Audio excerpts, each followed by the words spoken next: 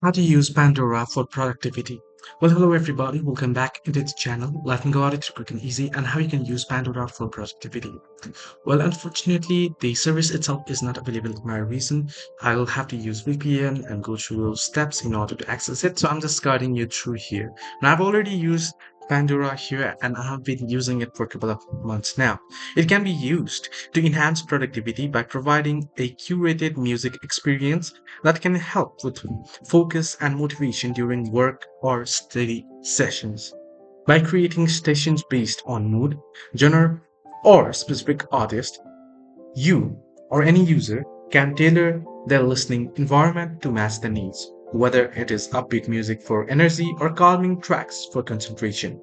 Additionally, the thumbs up or down feature allows for personalized music selection, ensuring that the selected tracks align with individual preferences and maintain a productive atmosphere. Hope this video helped. Do like and subscribe as well.